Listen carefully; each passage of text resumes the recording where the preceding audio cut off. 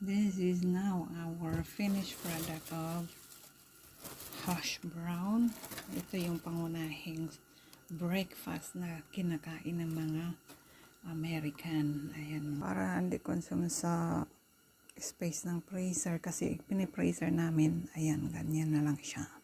Hello everyone! For today's video guys, welcome sa aking home cooking. We will make a dehydrated hash brown.